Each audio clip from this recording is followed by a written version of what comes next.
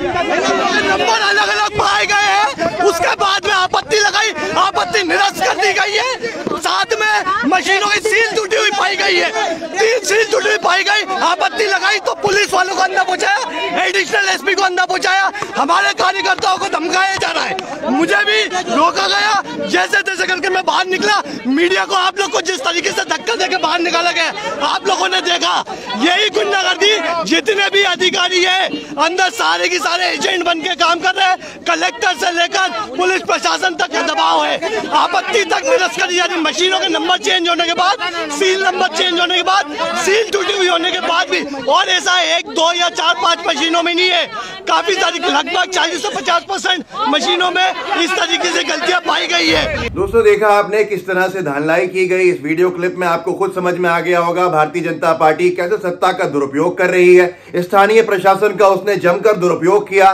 कल क्या बिहार, क्या मध्य प्रदेश, जहां जहां चुनाव थे सब जगह पे लोकतंत्र की दिन दहाड़े हत्या भाजपा ने की। भाजपा सत्ता से बाहर रहने का मतलब दिन ही नहीं देख सकती। अब ऐसा लगता है कि भारतीय जनता पार्टी ने कैसे घोटाले कर दिए हैं जो वो सत्ता जाते हुए देख ही नहीं पाते हैं। और यही हाल बिहार के अंदर तो इस वक्त तक हंगामा खड़ा हुआ है, क्योंकि सीधे सीधे धांधलाई चुनाव के अंदर हुई है। सामने आके बाहर आके प्रत्याशियों ने बोला, प्रत्याशियों ने कहा, राजद ने ट्वीट कर दी, फेसबुक पे जानकारी साझा कर दी कि 119 सीटें ऐसी हैं, ये उनके नाम है जहां हम जीत गए हैं, लेकिन चुनाव आयोग और स्थानीय प्रशासन जो है वहां पर वो हमको सर्टिफिकेट नहीं दे रहा है हमारे प्रत्याशियों को। और टीवी के ऊपर बार बार पीछे दिखाया गया कि कैसे 5-10 सीटें पीछे हों, कि राजद और कांग्रेस गठबंधन जो है वो चुनाव नहीं जीतता हुआ दिखाया जाए, ताकि लोगों के अंदर स्थापित हो जाए कि ये धांधलाई नहीं हुई है। मनोज झा ने शिकायत की है, मनोज झा जो सांसद है आरजेडी से, उन्होंने चुनाव आयोग में शिकायत की। चुनाव आयोग ने कहा है कि हम एक एक सीट के ऊपर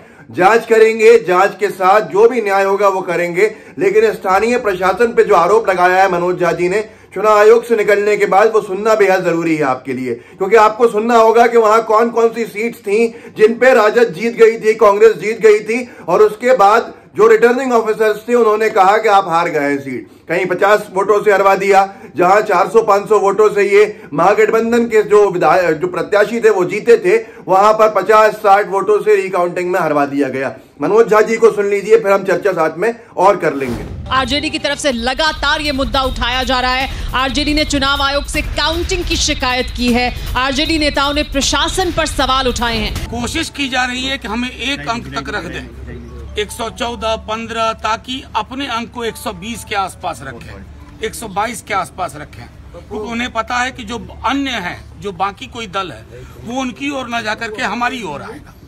तो वो उस डर की वजह से अब उन्होंने क्या किया है कि जहां हमारे हिलसा के कैंडिडेट को कहा गया कि आप 527 वोट से जीत चुके हैं, आप सर्टिफिकेट ले लीजिए, उसको थोड़ी देर बाद 2 घंटे बाद कहा जाता आप 12 वोट से हार गए। साहब जब काउंटिंग नहीं हुई 12 वोट से कहां से हार गए? और ऐसा एक नहीं है, मैं आपको गिना के बता दूं, ऐसे दर्जनों है। राजा पकड़, टेकाड़ी, मुंगेर में आइए, छपड़ा, महिसी, भोरे, आरा, दरौंदा, परबत्ता, परिहार, सकड़ा और रामगढ़ में हमारे कैंडिडेट जीत गए।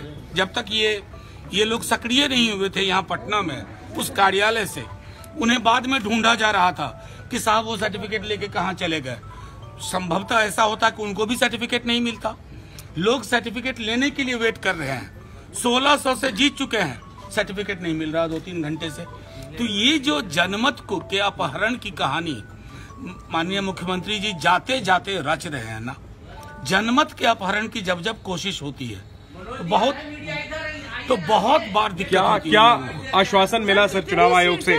शिकायत जो आप लोगों ने की उस पर क्या आश्वासन मिला? मैं समझता हूँ ऐसी कम से कम मैं अंदाज कर 2 दर्जन सीट, 2 दर्जन सीट है। क्या उसी में फैसला? क्या आश्वासन मिला? देखिए, चुनाव आयोग को पता है, हमने कहा कि आपको इंटरवीन करना है।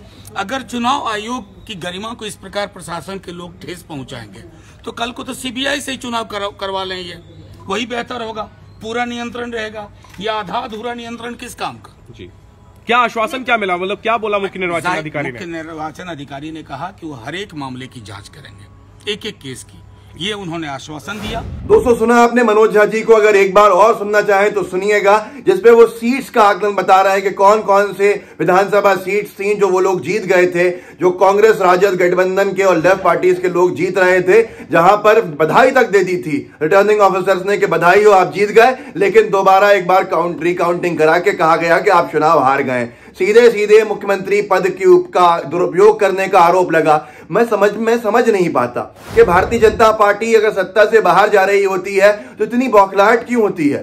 डोनाल्ड ट्रंप की तरह इनकी भी हालत वही है कि कोई और अगर चुनाव जीत जाए तो ये फिर सारे साम दाम दंड भेद लगा देंगे। अरे भाई चुनाव कराना बंद कर दीजिए। अगर आपको हारना बर्दाश्त नहीं है, एक के बाद एक आप राज्य हार रहे हैं। हम जानते हैं आपकी मजबूरी क्या है, आप राज्यसभा के अंदर बहुमत खोते जा रहे हैं। हम जानते हैं कि आपके हाथ से राज्य निकलते जा रहे हैं।